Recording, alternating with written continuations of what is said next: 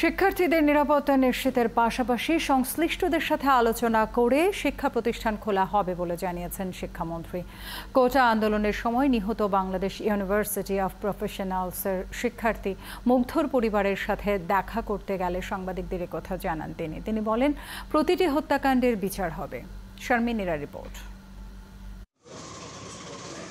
উত্তরা 12 নম্বর সেক্টরের 2 নম্বর সড়কের 11 নম্বর বাড়িটি জুড়ে এখন কেবলই নিস্তব্ধতা। মুগ্ধতা ছড়িয়ে রাখত যে মুগ্ধ, তার তাজা প্রাণটা চলে গেল 18 জুলাই কোটা আন্দোলনকে ঘিরে।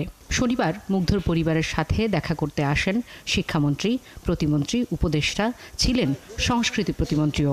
কত শিক্ষার্থী সহিংসতায় প্রাণ হারিয়েছে তার সঠিক তথ্য শিক্ষা মন্ত্রণালয়ের কাছে না থাকলেও প্রতিটি হত্যাকাণ্ডের বিচার হবে বললেন শিক্ষামন্ত্রী।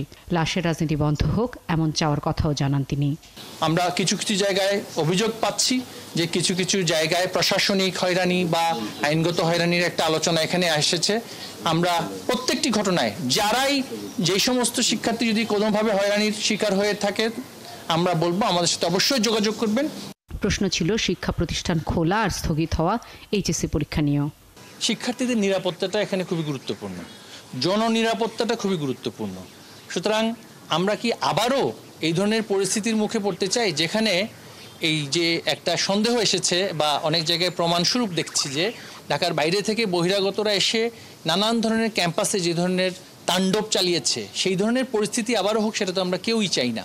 তো সুতরাং আমরা তাদের নিরাপত্তার কথাটা ভেবে জননিরাপত্তার সাথে সংশ্লিষ্ট সকল যারা পেশাজীবী আছেন, যারা প্রফেশনালস আছেন, তাদের সাথে কথা বলে অবশ্যই আমাদের শিক্ষা প্রতিষ্ঠানগুলোতে আবারও পাঠদান হোক, শিক্ষার্থীদের কলরবে ক্যাম্পাসগুলো আবারও মুখরিত হোক, সেটাই হচ্ছে আমরা চাই। শিক্ষার্থীদের নিরাপত্তা নিশ্চিতের পাশাপাশি সংশ্লিষ্টদের সাথে আলোচনা করে শিক্ষা প্রতিষ্ঠান খোলা হবে বললেন শিক্ষামন্ত্রী।